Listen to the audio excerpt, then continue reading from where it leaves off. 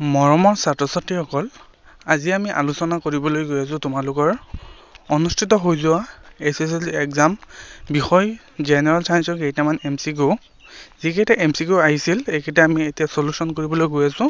তোমালোকে ভিডিঅ'টো সম্পূৰ্ণ চাবা আৰু ভিডিঅ'টো ভাল লাগিলে এটি লাইক কৰি দিবা, চেনেলটো সাবস্ক্ৰাইব কৰি দিবা। এনেহ'লে বলা আমি ভিডিঅ'লৈ আগবাঢ়ি যাওঁ। মৰমৰ ছাত্ৰ-ছাত্ৰীসকল, তোমালোকে হাতত পেন আৰু প্ৰশ্ন কাকতখন লৈ বহি যোৱা। মই কৈ যাম, তোমালোকে চিন দি যাবা। কোনকেইটা শুদ্ধ হৈছে কোনকেইটা ভুল হৈছে তোমালোকে নিজেই গম পাবা আৰু পৰীক্ষাত কিমান পাবা তোমালোকে তলত কমেন্ট কৰি জনাবা।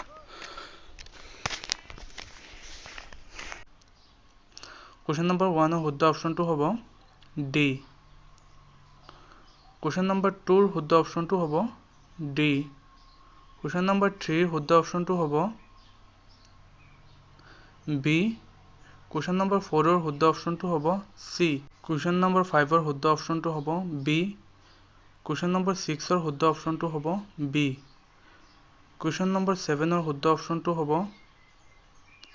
এ। কোৱেশ্চন নম্বৰ 8 ৰ শুদ্ধ অপচনটো হ'ব চি। কোৱেশ্চন নম্বৰ 9 ৰ শুদ্ধ অপচনটো হ'ব এ।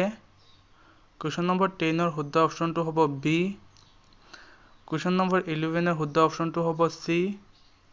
কোৱেশ্চন নম্বৰ 12 ৰ শুদ্ধ অপচনটো হ'ব ডি। কোৱেশ্চন নম্বৰ 13 ৰ শুদ্ধ অপচনটো হ'ব বি।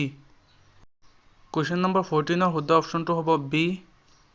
কোৱেশ্চন নম্বৰ 15 ৰ শুদ্ধ অপচনটো হ'ব বি। কোৱেশ্চন নম্বৰ 16 ৰ শুদ্ধ অপচনটো হ'ব বি। কোৱেশ্চন নম্বৰ 17 ৰ শুদ্ধ অপচনটো হ'ব ডি।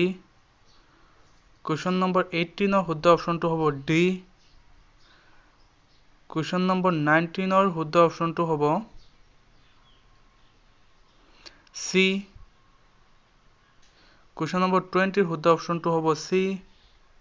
কোৱেশ্চন নম্বৰ 21 ৰ শুদ্ধ অপচনটো হ'ব চি। কোৱেশ্চন নম্বৰ 22 ৰ শুদ্ধ অপচনটো হ'ব চি।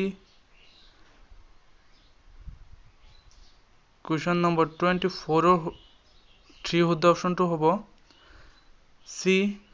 কোৱেশ্চন নম্বৰ 24 ৰ শুদ্ধ অপচনটো হ'ব বি। 24 ৰ শুদ্ধ অপচনটো হ'ব চি। কোৱেশ্চন নম্বৰ 25 ৰ শুদ্ধ অপচনটো হ'ব বি। কোৱেশ্চন নম্বৰ 26 ৰ শুদ্ধ অপচনটো হ'ব বি। কোৱেশ্চন নম্বৰ 27 ৰ শুদ্ধ অপচনটো হ'ব বি। কোৱেশ্চন নম্বৰ 28 ৰ শুদ্ধ অপচনটো হ'ব ডি। কোৱেশ্চন নম্বৰ 29 ৰ শুদ্ধ অপচনটো হ'ব চি। কোৱেশ্চন নম্বৰ 30 শুদ্ধ অপচনটো হ'ব বি। কোৱেশ্চন নম্বৰ 31 ৰ শুদ্ধ অপচনটো হ'ব এ। কোৱেশ্চন নম্বৰ 32 ৰ শুদ্ধ অপচনটো হ'ব ডি।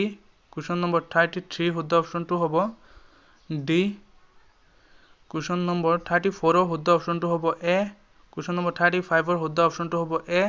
কোৱেশ্চন নম্বৰ 36 ৰ শুদ্ধ অপচনটো হ'ব বি। কোৱেশ্চন নম্বৰ 37 ৰ শুদ্ধ অপচনটো হ'ব বি। কোৱেশ্চন নম্বৰ 38 ৰ শুদ্ধ অপচনটো হ'ব এ। কোৱেশ্চন নম্বৰ 39 ৰ শুদ্ধ অপচনটো হ'ব এ। কোৱেশ্চন নম্বৰ 40 ৰ শুদ্ধ অপচনটো হ'ব এ। কোৱেশ্চন নম্বৰ 41 ৰ শুদ্ধ অপচনটো হ'ব ডি। কোৱেশ্চন নম্বৰ 42 ৰ শুদ্ধ অপচনটো হ'ব চি। কোৱেশ্চন নম্বৰ 43 ৰ শুদ্ধ অপচনটো হ'ব এ। কোৱেশ্চন নম্বৰ 44 ৰ শুদ্ধ অপচনটো হ'ব এ। কোৱেশ্চন নম্বৰ 45 ৰ শুদ্ধ অপচনটো হ'ব চি। এইখিনি আছিল তোমালোকৰ আজি আলোচনা কৰিবলগীয়া MCQ। ভিডিঅ'টো যদি ভাল লাগে তেনেহ'লে এটি লাইক কৰিবা।